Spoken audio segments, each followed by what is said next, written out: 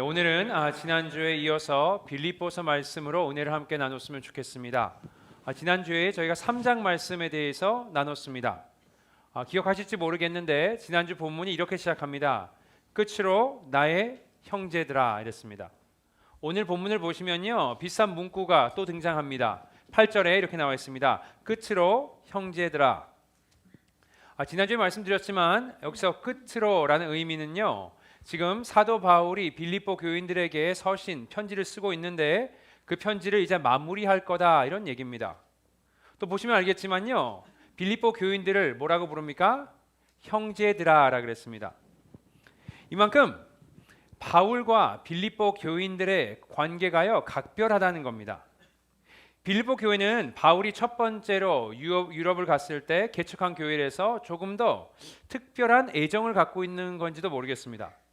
이렇게 바울에게 빌립보 교인들은 그냥 단순히 교회를 같이 다니는 교인들, 아니면 내가 지도했던 학생, 아니면 멘토링을 했던 그런 제자들이 아닙니다. 바울에게 그들은 뭐죠? 가족입니다. 그래서 오늘 보신 것처럼 호칭을 마우 아델파이라 그랬습니다. 나의 형제 자매들아 이렇게 부릅니다. 또 바울의 서신을 보시면요, 바울이 그들을 얼마나 아꼈는지에 대해서 내용이 자세히 나와 있습니다. 지난주 말씀을 기억하실지 모르겠는데 그들의 믿음이 흔들립니다. 잘못된 가르침을 가진 사람들이 오니까요, 그들의 믿음이 흔들리기 시작해요. 그러니까 바울의 입장에서 안타까워서 어떻게 합니까? 눈물을 흘렸다 그랬습니다. 그 정도로요 각별한 사이입니다. 또 뭐라 그랬습니까? 그들이 정말 잘 됐으면 좋겠어요. 그래서 반복해서 계속하는 말이 있습니다. 기뻐하라, 기뻐하라. 정말 이렇게 행복을 빌어주는 겁니다. 그리고 그 내용은 오늘 본문에서도 자세히 나와 있습니다. 오늘 본문 어떻게 시작하죠? 4절 말씀 함께 읽어보겠습니다. 시작. 주 안에서 항상 기뻐하라. 내가 다시 말하노니 기뻐하라. 자, 이 구절을 보시면 어떤 생각이 드십니까? 여러분의 생각은 모르겠지만 저는 두 가지 생각이 들었습니다. 첫 번째는 바울의 마음이 정말 진심이구나라는 게 느껴져요. 정말 빌립보 교인들이 행복하고 기뻐했으면 좋겠구나라는 마음이 느껴집니다. 그래서 한 구절에 이렇게 항상 기뻐하라, 내가 다시 말하노니 기뻐하라, 기뻐하라는 말을요 두 번이나 한 구절에서 사용한 겁니다.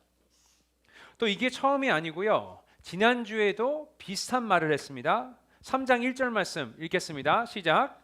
끝으로 나의 형제들아 주 안에서 기뻐하라. 정말 기뻐했으면, 정말 행복했으면 하는 마음이 있는 겁니다. 이게 제가 4절을 보고 첫 번째 든 생각입니다. 자, 두 번째 생각은요 이겁니다. 다 좋은데 너무 비현실적이라는 겁니다. 자, 뭐가 비현실적입니까? 기뻐하라고 하는 이 빈도수 때문에 그렇습니다. 여러분, 가끔은 기뻐할 수 있습니다. 아니, 자주 기뻐하려고 우리가 노력도 할 수 있습니다. 하지만 바울은 이 빌립보 교인들에게 얼마나 자주 기뻐하라고 합니까? 4절 한번 다시 읽어볼까요? 읽습니다. 시작. 주 안에서 항상 기뻐하라. 내가 다시 말하노니 기뻐하라. 얼마나 자주요? 항상이라 그랬습니다. Always, all the time. 가끔이나 자주가 아니고요, 항상, 매번, 모든 상황에서 기뻐하라 했습니다. 그래서 이게요 우리 입장에서는 좀 비현실적이게 다가오는 겁니다. 자, 기뻐하려면 여러분 꼭 제거돼야 되는 뭔가가 있습니다. 여러분 한번 생각해 보세요. 우리의 기쁨의 가장 큰 걸림돌이 뭘까요? 저는 생각해 봤는데 아마 걱정과 근심, 염려인 것 같습니다. 그리고 바울도 이걸 알았던 것 같습니다. 그래서 이렇게 얘기하는 겁니다. 6절에 보시면 아무것도 염려하지 말고, 아무것도 염려하지 말랍니다. 여러분, 염려를 좀 줄여라. 저 웬만한 일은 그냥 걱정하지 말고 그냥 넘어가. 이렇게 얘기했으면 받아들이기가 쉬울 텐데 아무것도 염려하지 말라. 이래서 받아들이기가 좀 어려운 겁니다. 그리고 이렇게 이야기하는 이유는요, 우리가 항상 기뻐하려면 아무것도 염려해서는 안 되기 때문에 그렇습니다. 이런 점에 봤을 때 기뻐하는 것과 염려하지 않는 것, 두 가지 다른 내용 같지만 사실상 실질적으로는 같은 의미입니다. 같은 말을 다르게 표현한 겁니다. 자, 그럼 어떻게 하죠? 어떻게 사람이 자주도 아니고 가끔도 아니고 항상 기뻐할 수 있으며 어떻게 아무 일에도 염려하지 않을 수 있을까? 이겁니다. 말씀드렸지만요, 불가능해 보입니다. 적어도 우리의 경험에서는 그렇습니다. 더군다나 빌립보 교인들의 현재 상황을 아시면요, 그들에겐 더욱 더 어려운 일입니다. 왜 그렇습니까? 말씀드렸지만 당시에 빌립보 교인들은요, 많은 핍박과 어려움을 받았습니다. 그리스도인으로 살면서 복음을 전하면서요, 외면당했고요, 왕따 당했고요, 그들이 미움을 받았고요, 많은 핍박과 고통을 받았습니다. 그들의 직장을 잃기도 했고요, 그들의 가정에서 배척당하기도 했습니다. 이게 지금 빌립보 교인들의 현재 상황입니다. 근데 이들에게 항상 기뻐하라, 아무 것에도 근심하지 말라라고 하는 것은 어떻게 보면요, 좀 비현실적으로 보입니다. 그래서 아마 바울의 이런 발언을 듣고요, 그들이 이런 생각을 했을 겁니다. 영어로는 이런 표현이 있는데 hard to digest라는 표현이 있습니다. 소화시키기가 좀 어렵다. 그만큼 지금 바울의 말이요, 공감하기도 어렵고 받아들이기도 어려웠을 겁니다. 여러분, 그들이 하기 싫어서 그런 게 아닙니다. 하고 싶죠. 네, 항상 기뻐하고 싶습니다. 누가 기뻐하는 걸 싫어하는 사람이 있겠습니까? 걱정하고 근심하고 염려하는 것, 그거 하고 싶지 않습니다. 이들도요, 바울의 말같이 하고 싶어요. 하지만 안 되는 겁니다. 이를 실행에 옮길 자신이 없는 겁니다. 다시 말해서 이건 그들의 마음의 문제가 아니고요, 그들의 능력의 문제인 겁니다. 그래서 아마 이 말을 들은 그들 중엔 이렇게 생각하는 사람도 있었을 것 같습니다. 자, 바울이 꼭 이렇게 하라는 건 아니고 그렇게 하도록 좀 노력을 해봐, 이런 의미일 거다. 다시 말해서 항상 기뻐하고 또 아무것도 염려하지 말라, 이게 그렇게 하도록 최선을 다해서 노력해봐, 이렇게 해석할 수도 있습니다. 약간 이런 느낌이 아닐까 싶어요. 제가 대학교를 다닐 때, 또 제가 신학교를 다닐 때 학기가 시작됩니다. 그리고 첫 수업을 가요. 그러면 교수님들이 꼭 주는 것이 있습니다. 나눠주는 게 있는데 그게 뭘까요? 너무 오래돼서 잘 모르실 수도 있는데 셀러버스라는 걸 나눠줍니다. 수업에 대한 강의 계획서입니다. 자, 거기를 보시면요, 어떤 교과서를 사야 할지, 또 매주 진도는 어떻게 나갈지 스케줄이 나와 있고요, 또 시험 날짜는 언젠지, 시험은 몇 번을 보는지, 또 교재, 리포트 마감일이 언젠지에 대해서 나와 있습니다. 그리고 저는요, 그걸 받으면 꼭 하는 일이 하나가 있었어요. 앉아가지고요, 한 학기 계획을 세웁니다. 자, 시험 날짜나 리포트, 이제 그 마감일이 있잖아요. 거기서부터 뒤로 계산을 해서요, 이 시험은 한 5일 정도 공부하면 될 것 같고, 느낌에 이 리포트는 한 일주일은 써야 될 것 같고, 이것을 바탕으로요, 학기 매일 동안 무슨 공부를 할지 계획을 짜기 시작합니다. 그리고 이제 시험이 한 주 정도 남았어요. 그럼 그때부터는요, 시간별대로 짜기 시작합니다. 자, 몇 시부터 몇 시까지는 무슨 공부를 할 거고, 몇 시부터 몇 시까지는 이 리포트를 쓸 거고, 그러면서 다 계획을 잡습니다. 여러분의 눈빛에 참 지독하다는 분들이 좀 있는데, 저는 그렇게 안 하면요, 공부의 효율이 떨어져서 하기가 좀 어려운 사람입니다. 그래서 시간 낭비를 하지 않기 위해서, 또 시험 있는 기간은 다 몰려있기 때문에 제가 코앞에 닥쳐서 공부를 하지 않기 위해서 그렇게 계획을 세우면서 공부를 하는 겁니다. 자, 그런데요, 어떤 친구가, 제 친구 중에 한 명이 제 스케줄표를 봤어요. 그러더니 저한테 보면서 이렇게 얘기하는 겁니다. 와, 이러면서, 야, 이 스케줄표는 정말 비현실적이야, 이랬습니다. 여러분, 제가 뭐라고 그 친구한테 대답했는 줄 아십니까? 맞다 그랬습니다. You're right, 맞다. 제가요, 비현실적으로 스케줄을 짰다 그랬습니다. 그 친구가 물어보는 겁니다. 못할 거 뻔히 알면서 왜 이렇게 스케줄을 잡았냐? 그래서 제가 대답했어요. 물론 스케줄대로는 하지 못할지라도 그 비현실적인 스케줄을 따라가려고 노력을 해보면 공부를 많이 할 수 있지 않을까? 그래도 조금 더 효율적이게 많은 양을 공부할 수 있지 않을까? 그래서 일부러 제가 그렇게 한 겁니다. 자, 그럼 오늘 본문의 바울도 비슷한 생각일까요? 빌립보 교인들이 항상 기뻐할 수 없을 걸 이미 알고, 또 아무런 것도 염려하지 않은 것, 그것은 비현실적인 걸 알면서도 이렇게 얘기하는 이유가, 그렇게 하려고 노력하다 보면 조금 더 기쁠 수 있고 조금 염려를 덜 할 수 있고, 이런 마음에서 바울이 이렇게 얘기한 겁니까? 아닙니다. 아닐 겁니다. 그걸 어떻게 알 수 있습니까? 오늘 본문에서 드러나는 바울의 목소리 톤, 말투를 보면 알 수 있습니다. 네, 맞습니다. 물론 저희가 바울의 목소리를 들을 수는 없습니다. 하지만 바울이 사용하는 단어, 거기에 문법을 저희가 분석해 보면요, 지금 바울의 말투가 어떤지 상상해 볼 수 있습니다. 바울이 사용한 단어 기뻐하라 했습니다. 또 염려하지 말라 했습니다.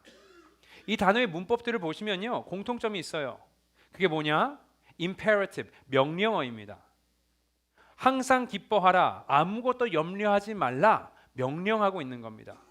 하면 되고, 한번 해봐라, 노력을 해봐라. 뭐 할 때까지 해보고 안 되면 어쩔 수 없지가 아니고요, 무조건 하라는 겁니다. 이렇게 반드시 하라고 얘기를 하고 있는 겁니다. 이렇게 추천이 아니고요, 해도 되고 안 해도 그만인 것이 아니고 무조건 항상 기뻐하고, 또 뭐라 그랬습니까? 모든 일에 걱정하지 말라고 얘기를 하고 있는 겁니다. 자, 여기서요, 바울이 멈추지 않고 한 가지 내용을 더 덧붙입니다. 5절 말씀 한번 보시겠습니다. 있습니다. 시작. 너희 관용을 모든 사람에게 알게 하라. 주께서 가까우시니라. 자, 여기서 관용이라는 단어를 썼는데요, 사실 헬라어로 보면 이런 단어입니다. 에피에이코. 에이코라는 단어가요, 공정하다, 정당하다는 의미입니다. 그래서 영어는 이걸 어떻게 번역했냐면 reasonable, 합리적이다라고 했습니다. 다시 말해서 지금 바울이 이렇게 얘기하고 있는 겁니다. 내가 너희들에게 하라는 이것 지금 대단한 일도 아니야. 당연히 해야 될 일이야. 항상 기뻐하고 아무것도 염려하지 않는 것, 그리스도인이면 무조건 하는 일이야. 합리적이고 당연한 일이야. 이렇게 지금 얘기를 하고 있는 겁니다. 자, 그럼 우리에게 이런 생각이 들 수밖에 없어요. 아, 바울이 지금 자기의 삶에 엄청 만족하나 보다. 삶에 고민이 없나 보다. 어려움도 없고 문제도 없고 그냥 삶이 완벽한가 보다, 이렇게 생각할 수가 있어요. 그러니까 항상 기뻐하라는 말도 할 수 있고 아무것도 염려하지 말라, 이런 얘기를 할 수 있는 거 아닌가 생각이 듭니다. 제가 말씀드릴게요. 그렇지가 않습니다. 바울이 빌립보 서신을 쓰고 있을 이 시기에요, 그는 수많은 고통과 어려움을 겪었습니다. 자, 지난주에 말씀드렸는데 지금 바울이 어디서 이 서신을 쓰고 있죠? 감옥에 갇혀서 지금 쓰고 있습니다. 바울은 자기의 상황을 이렇게 설명했습니다. 매어 있다. 이게요, 그냥 추상적인 표현이 아니고요, 이가 정말 끈에 묶여서 지금 벽에 매어 있는 겁니다. 혼자서 움직일 수도 없어요. 혼자서 화장실에 가고 싶다고 갈 수도 없습니다. 혼자서 아무것도 할 수 없어요. 갇혀 있고 묶여 있고 매어 있는 겁니다. 그 상태에서 지금 서신을 쓰는 겁니다. 또 바울이요, 수많은 순환도 당했고 협박도 당했습니다. 그리고 매도 많이 맞았습니다. 죽을 뻔한 경우가 한두 번이 아니었습니다. 그리고요, 잘 빌립보서를 보시면 아무도 그에게 관심을 가져주지 않아서, 다른 그리스도인이 그를 찾아와서 그를 케어해야 되는데 그렇게 하지 않아서 굶주린 일도 있었다는 걸 우리가 알 수 있습니다. 이렇게 바울은요, 고통의 시간을 보내고 있습니다. 외로운 시간을 보내고 있습니다. 그리고 이 당시에 바울이 느꼈던 그 본인의 감정을요, 숨기지 않습니다. 여러분 1장에 보면 이런 표현이 나옵니다. 죽는 것도 유익하다 그랬습니다. 얼마나 힘들고 고통스러웠으면 죽는 게 유익하단 말을 하겠습니까? 또 얼마나 삶이 고통스러웠으면 차라리 세상을 떠나는 것이 훨씬 더 좋은 일이다라고 했습니다. 왜요? 그리스도와 함께 있을 수 있기 때문에. 하지만 바울은요, 이 땅에서 하나님께서 허락하신 시간이 끝이 안 났으므로 아직도 그를 통해서 하실 일이 있기에 이곳에 남아서 끝까지 사역을 했습니다. 바울의 삶은요, 이렇게 결코 순탄하지 않았고요, 많은 고통과 슬픔과 어려움에 지금 처해서 살고 있었습니다. 자, 그런데 바울에게 How do you feel? 심적 상태가 어땠냐고 물어보면요, 이렇게 얘기합니다. 이상하죠? 기쁨으로 충만하다 합니다. 그래서 바울은 빌립보서에 기뻐하라 아니면 기쁨이란 단어를요, 총 16번을 사용합니다. 우리 입장에서 많지 않은 것 같이 느껴질 수 있지만 빌립보서 구절수가 104개가 됩니다. 그걸 고려하시면 한 6번, 한 7절에 한 번은 기쁨이란 단어를 사용하고 있는 겁니다.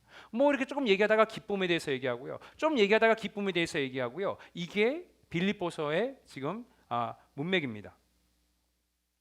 그래서 빌립보서를 사람들이 뭐라고 부르냐 그랬을 때 성경에서 가장 기쁜 책이라고 합니다. 자, 다시 말해서 바울이 지금 빌립보 교인들에게 요구하고 있는 이것, 항상 기뻐하고 아무것도 염려하지 말라. 이것은요, 이거 어디서 배운, 학교에서 배운 그냥 이론이 아니고요, 바울의 직접 경험에서 나오는 겁니다. 본인도 항상 기뻐하고 있고 본인도 뭐예요? 아무것도 염려하지 않고 있다고 지금 얘기를 하는 겁니다. 다시 말씀드리지만 바울의 직접 경험에서 나온 얘기입니다. 그래서 이런 말을 하는 겁니다. 8절 9절 한번 보시겠습니다. 8절과 9절 읽겠습니다. 시작. 끝으로 형제들아 무엇에든지 참되며 무엇에든지 경건하며 무엇에든지 옳으며 무엇에든지 정결하며 무엇에든지 사랑받을 만하며 무엇에든지 칭찬받을 만하며 무슨 덕이 있든지 무슨 기림이 있든지 이것들을 생각하라. 너희는 내게 배우고 받고 듣고 본 바를 행하라. 그리하면 평강의 하나님이 너희와 함께 계시리라. 바울이 뭐라고 합니까? 그냥 단순히 그에게 배우고 받고 들은 것을 행하라 그러지 않고요, 본 바를 행하랍니다. 본 것을 따라하랍니다. 자, 지난주에 비슷한 말을 했었는데 바울이 뭐라 그랬죠? 그가 하는 행동을 카피하라 그랬습니다. 똑같이 따라하라. 그를 본받으라고 얘기를 했습니다. 마찬가지로 그냥 내가 너희들에게 하는 말만 보고 따라갈 것이 아니고 너에게 보여지는 나의 모습을 그대로 따라해봐. 이렇게 얘기하는 겁니다. 내가 얘가 돼줄게. 나같이 하면 돼. 이렇게 지금 얘기하고 있는 겁니다. 자, 그렇다면 질문이, 바울은 도대체 어떻게 이 불가능해 보이는 항상 즐거워하고 아무것도 염려하지 않는 이 일을 어떻게 하고 있을까? 여러분, 오늘 본문을 자세히 보시면요, 거기에 답이 남아 있습니다. 자, 4절 한번 다시 읽어보겠습니다. 4절 말씀 시작. 주 안에서 항상 기뻐하라. 내가 다시 말하노니 기뻐하라. 자, 어떻게 기뻐하라 그랬죠? 주 안에서 항상 기뻐하라 했습니다. 그리고 바울이 이런 얘기를 한 것이 오늘이 처음이 아닙니다. 지난주 말씀에도 동일한 말씀이 있었는데 3장 1절도 읽어보겠습니다. 시작.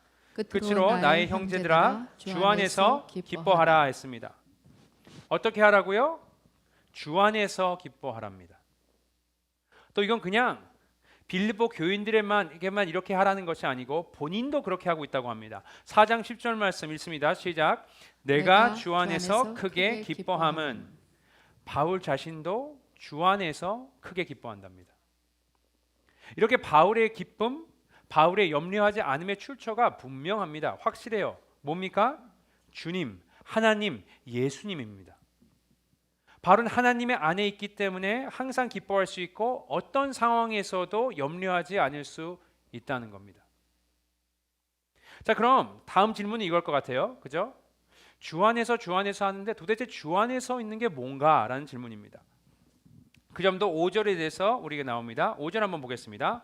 시작. 너희 관용을 모든 사람에게 알게 하라. 주께서 가까우시니라. 주께서 가까우시니라. 이게 무슨 뜻인가? 주님은요, 멀리 계신 분이 아니고 우리와 가까이 계신다는 겁니다. 하나님을 아무리 찾아도 찾을 수 없고 부르짖어도 응답이 없는 그런 하나님이 아니고요, 우리가 손을 뻗으면 닿을 수 있는 곳에 계신 분이 하나님이라는 겁니다. 아, 너무 바쁘셔서 여러분이 기도할 때 시간을 못 내주시는 그런 분이 아니고요, 여러분이 손을 뻗어서 그에게 도움을 청할 때 그가 여러분의 손을 잡아주신다는 겁니다. 이게 주께서 가까우시니라라는 의미입니다. 바울은 그래서요, 빌립보 교인들에게 그렇게 가까이 있는 하나님께 나아가라, 이런 얘기를 하고 있는 겁니다. 자, 그럼 어떻게 나아갑니까? 주님께. 6절 보겠습니다. 읽습니다. 시작. 아무것도 염려하지 말고 다만 모든 일에 기도와 간구로 너희 구할 것을 감사함으로 하나님께 아뢰라 했습니다. 기도하라고 하고요, 간구하라고 그러고 또 구할 것을 하나님께 아뢰라 했습니다. 사실 다 같은 말이죠, 그죠? 뭘 하라는 겁니까? 기도하라는 겁니다. 그리고 기도하면 무슨 일이 일어나는지도 바울은 자세히 설명해 줍니다. 9절 말씀과 7절 말씀 보겠습니다. 시작. 그리하면 평강의 하나님이 너희와 함께 계시리라. 7절 말씀입니다. 그리하면 모든 지각에 뛰어난 하나님의 평강이 그리스도 예수 안에서 너희 마음과 생각을 지키시리라. 여러분, 기도하면 무슨 일이 일어난다고요? 그리하면 뭡니까? 다시 말해서 기도하면 평강의 하나님을 여러분이 만날 것이고 또 그들에게 평안을 주신다는 겁니다. 그리고 하나님께서 지금 주겠다고 하는 이 평안은요, 세상이 말하는 평안과는 아예 다른 겁니다. 자, 어떻게 다릅니까? 저기 보시면 그리하면 모든 지각에 뛰어난 하나님의 평강이 했습니다. 모든 지각에서 뛰어나다. 이게 도대체 무슨 말인가? 자, 세 번역에 이렇게 번역되어 있습니다. 그리하면 사람의 헤아림을 뛰어넘는 하나님의 평화가. 하나님의 평화는요, 사람의 헤아림을 뛰어넘는다는 겁니다. 다시 말해서 세상 사람들은요, 이해를 못하는 것이에요. 영어로 보시면 it surpasses our understanding. 우리의 이해를 뛰어넘는다는 겁니다. 자, 왜 이해를 못할까요? 세상이 말하는 평강은요, 평화는 상황에 따라서 있기도 하고 없어지기도 합니다. 그죠? 상황이 좋아요. 모든 일이 잘 풀립니다. 그럼 어떻습니까? 평안해요. 상황이 나빠집니다. 그럼 그 평강이 어디로 가죠? 사라집니다. 내 삶에 문제가 있어요. 어려움이 있어요. 아픔이 있습니다. 그러면은 어떻게 되죠? 그 평안이 사라지고 소멸됩니다. 근데 그런 일이 없어요. 모든 일이 잘 풀려요. 그러면 다시 그 평강이 임합니다. 이렇게 세상이 말하는 평안은요, 있다가도 없어지고 상황에 따라서 변하게 되어 있습니다. 하지만 하나님의 평강은 어떻습니까? 우리의 문제와 우리가 처해 있는 상황과는요, 무관합니다. 전혀 상관이 없습니다. 초자연적인 평강입니다. 그래서 세상 사람들이 봤을 때는 이해를 못한다, 헤아리지 못하는 겁니다. 아니, 너의 삶에 문제가 그렇게 많은데, 재정적인 어려움도 있는데, 건강의 문제도 있는데, 큰일을 당했는데 어떻게 기뻐할 수 있는지, 어떻게 평강할 수 있는지 그게 이해조차가 안 되는 겁니다. 그리고 여러분, 바울이 빌립보 교인들에게 말하고 있습니다. 그 초자연적인 하나님의 평강을 경험할 수 있는 방법은 딱 한 가지다. 그게 뭐라고요? 기도입니다, 여러분. 예수님께서는요, 전에도 이런 평강에 대해서 말씀하신 적이 있습니다. 요한복음 14장 27절 읽어보겠습니다. 시작. 평안을 너희에게 끼치노니 곧 나의 평안을 너희에게 주노라. 내가 너희에게 주는 것은 세상에 주는 것과 같지 아니하니라. 너희는 마음에 근심하지도 말고 두려워하지도 말라. 여러분, 이게요, 예수님께서 이 말씀을 한 시기가 이제 예수님께서 곧 잡히실 거고 목숨을 잃으실 겁니다. 십자가에서 죽으실 겁니다. 예수님뿐만 아니고요, 제자들도 이제 예수님의 죽음 그 시점 이후로 많은 고통과 고난과 핍박을 받을 겁니다. 그리고 그들 중에 대부분은 순교해서 죽을 겁니다. 이런 사람들에게 뭐라고 합니까? 근심하지 말고 두려워하지 말라. 자, 어떻게 이런 말씀을 할 수 있습니까? 그 이유가요, 간단합니다. 예수님께서 뭐라고 하셨습니까? 나의 평안을 내게 주노라. 예수님의 평안은 세상의 평안과 다르기 때문에 그렇습니다. 상황에 좌지우지되는 그런 평안이 아니고요, 뭡니까? 상관없는 예수님, 하나님의 평안입니다. 여러분, 우리에게 어려움이 생기고 또 뭔가 우리의 계획대로 되지 않고 우리가 생각했던 것보다 다른 일들이 벌어져서 우리를 당황하게 할 때가 있습니다. 우리에게 슬픔과 어려움이 생길 때가 있습니다. 그럼 우리가 짜증도 나고요, 걱정, 근심, 염려가 생깁니다. 그리고 조금 더 놔두면요, 두려움으로 변해서 우리에게 다가옵니다. 이건 인간으로서 어떻게 보면 너무 당연한 현상입니다. 하지만 그럴 때 어떻게 하라고 하십니까? 기도하라 하십니다. 기도하면 어떤 일이 벌어진다고요? 여러분, 평강의 하나님이 우리를 찾아와 주셔서 우리에게 그분의 평강을 주신답니다. 그리고 그 평화가 우리의 삶에 임했을 때 뭡니까? 우리에게 갑자기 기쁨이 생기기 시작하고요, 염려가 사라지기 시작하고요, 두려움이 물러가는 겁니다. 이게 하나님의 평강이 우리의 삶에 임했을 때 기도를 통해서 나타나는 현상입니다. 자, 여러분 중에 이런 생각을 하신 분이 분명히 있을 것 같습니다. 그런데 나는 안 돼.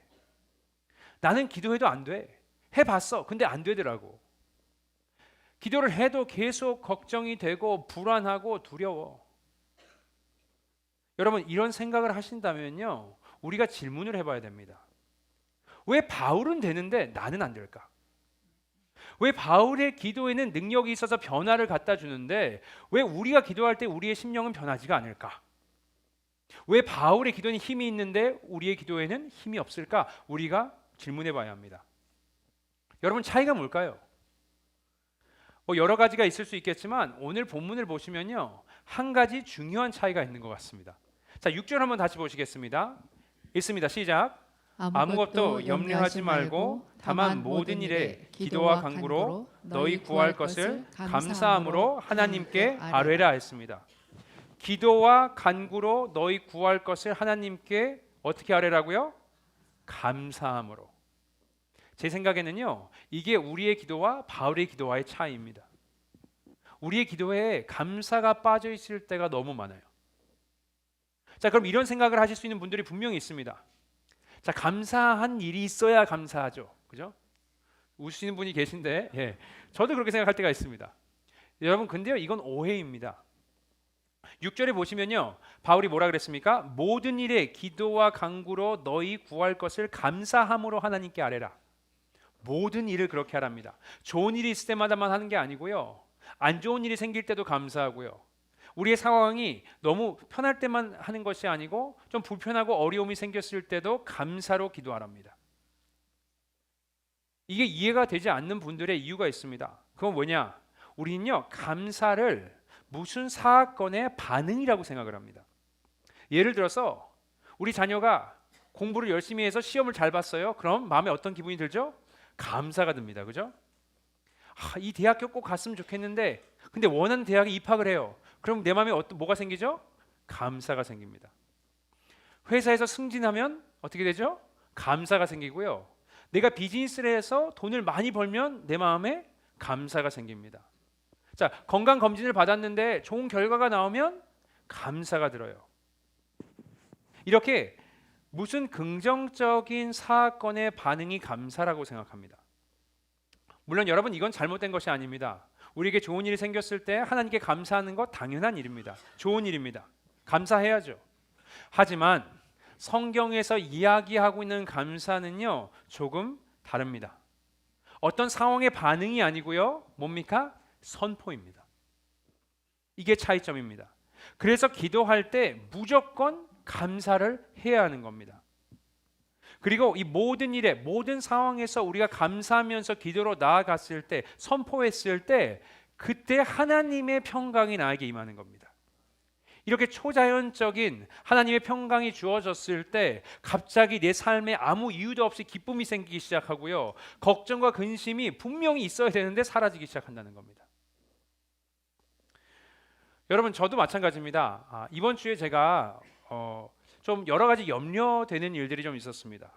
염려하기 시작하니까 끝도 없죠, 그죠? 사역도 고민되고요, 걱정이 되고요, 저 사람 간의 관계도 걱정이 되는 겁니다. 가족도 문제가 있으니까 또 염려가 되고 고민이 되는 겁니다. 이렇게 여러 가지 걱정되는 일들이 많이 있었습니다.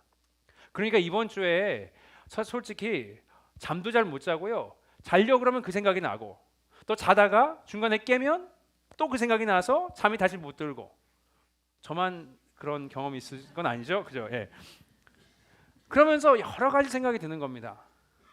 그래서 몇 년 전에 저를 찾아왔던 목사님 한 분이 기억이 났습니다. 제 친구 목사님인데 저희 집으로 찾아왔어요.